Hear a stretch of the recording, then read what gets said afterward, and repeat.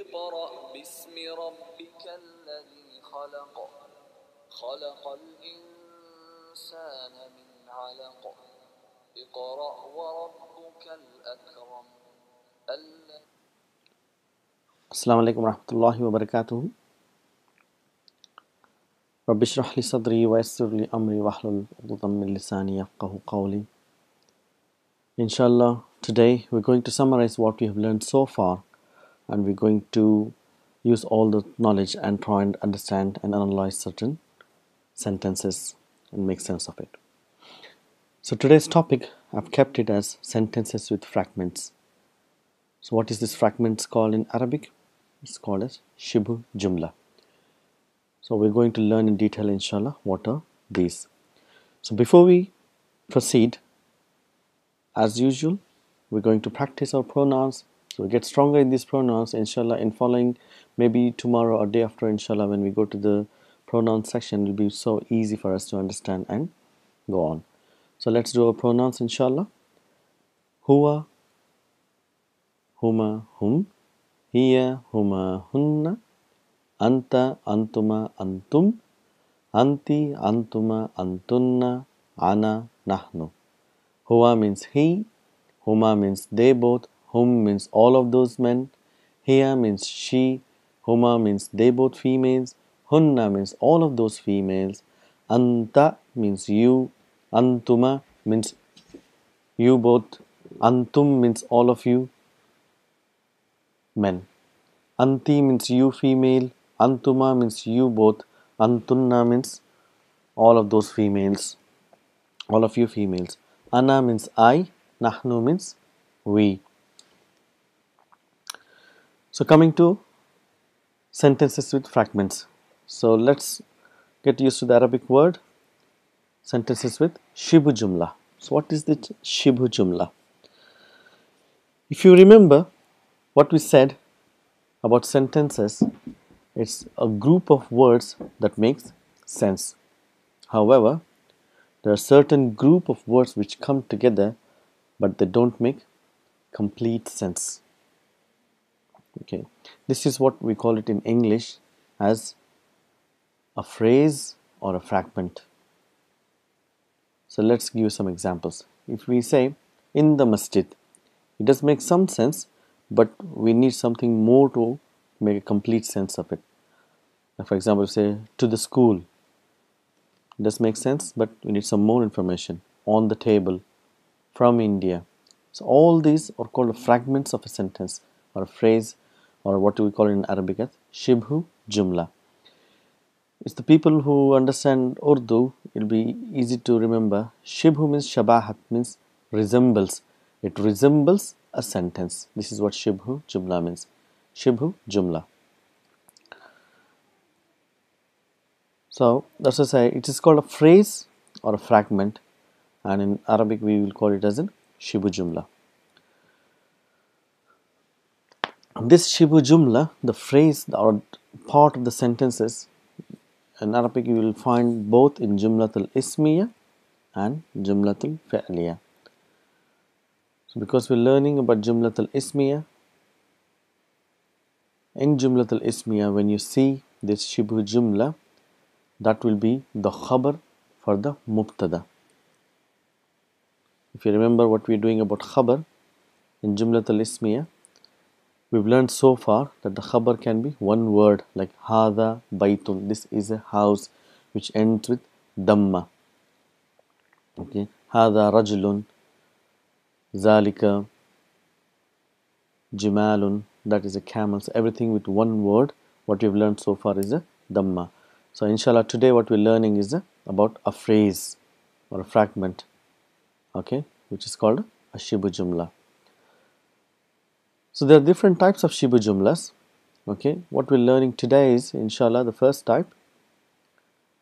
And what is that type?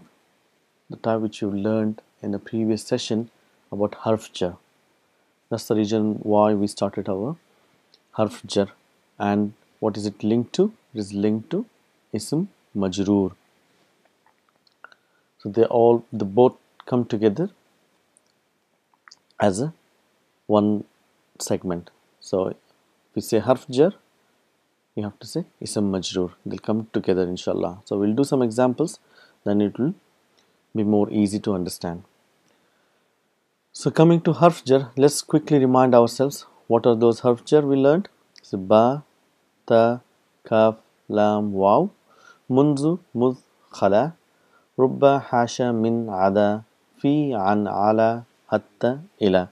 So these are the harf jar.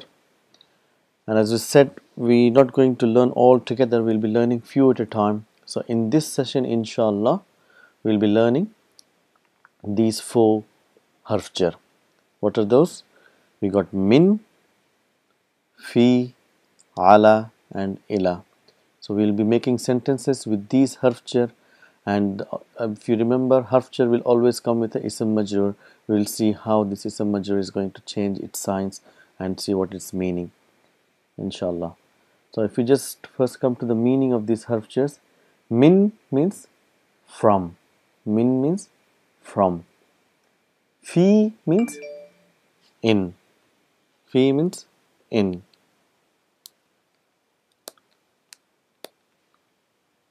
ala means on, ala means on, ila means to, ila means to. So min means from, fi means in, ala means on, ila means to. So try and pronounce properly as well, ala and ila. So they are different. It's not ala ila, it's ala ila. So let's do some sentences inshallah. If we see here, we got a preposition fi. Fi means in. And we got a word on its own. As we remember, if you say natural state, there's nothing attached to it, it will have a dhamma, it's a baytun, it's indefinite noun. So how will it look when it comes with harf jar? So if you see here, you got harf jar, then this baytun becomes baytin, fi baytin. So they are linked together, fi baytin. This combination is called harf jar ism majroor. If you see the majroor, sign of majroor is kasra, the tun becomes tin, fi baytin. So that's why it's called harf jar ism majroor. And together it's called a shibu jumla. It's a part of a sentence in a house. Okay, so it can come with the, we see matbakhun. Matbakhun means a kitchen. If you put a fi here, it becomes fi matbakhin, kasra. It becomes a kasra. Matbakhin is in kitchen, in a kitchen.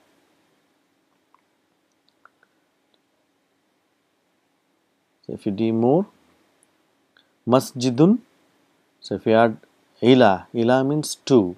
So what will it becomes? It becomes ila masjidin. Harf jar ism majroor. Shibu jumla. Harf jar ism majroor. So let's see. Give another example. Baytun. So we did fi baytin. So if you say min means from. So if you're doing min baytin. So there is a little bit of pronouncing, a little bit of tajweed here. You say mim baytin. So mim and ba is pronounced together. Mim baytin. Baytun, min baytin. So if you say kitabun means a book. So ala means on. Ala kitabin. So this goes harf jar ism majroor. So they all come together.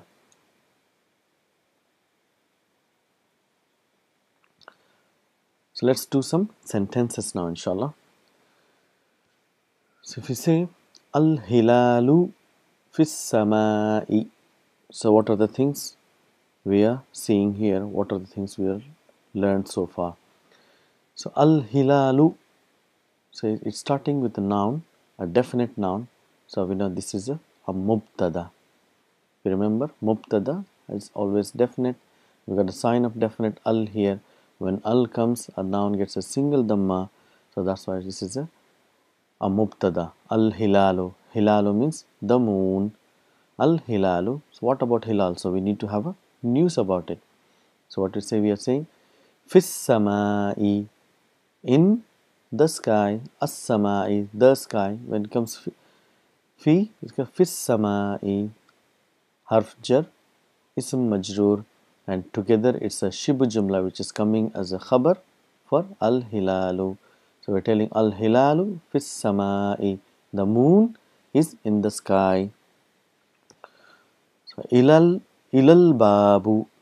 So if you remember Hamzatul Wasl in front of al, if any word comes, this sound gets disappeared and then the lam sound will come, and that is in the sun letters. So all the knowledge has to come together: the sun letter, the moon letter, Hamzatul Wasl. So inshallah, so now we know when we read ilal babu, so now our mind can tell exactly why do we read as ilal babi, not as ila al babi. Ila means to, bab means door, to the door. Min, min means from, min means from. So you say minal mudarrisi, minal mudarrisi, from the teacher, from the teacher.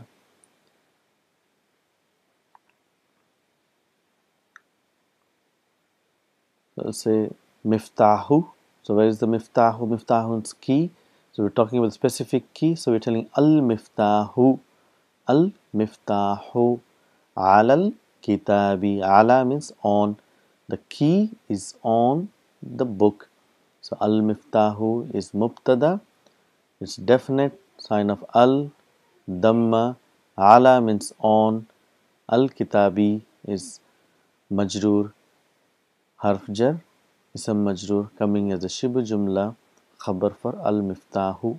Al miftahu al kitabi. The key is on the book. Let's put to some practice what we have learned so far.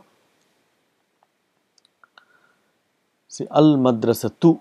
So we need to put the signs here, vowel signs, and try and understand why that vowel sign exists here. So if we know if there is no vowel sign here, we know if it is coming al, it will have a single dhamma. So it will be al madrasatu. So what will happen when a harf jar will come? When a harf jar will come, this will become a ism majroor. So ism majroor will have a kasra. Okay. Fil madrasati. It will become fil madrasati. So if you can say what will be here? There is no al, so it will have a dhamma, fatha, or kasra, single or double. It will be baytun. This is an indefinite. Baytun. So what will happen when there is a harf jar there?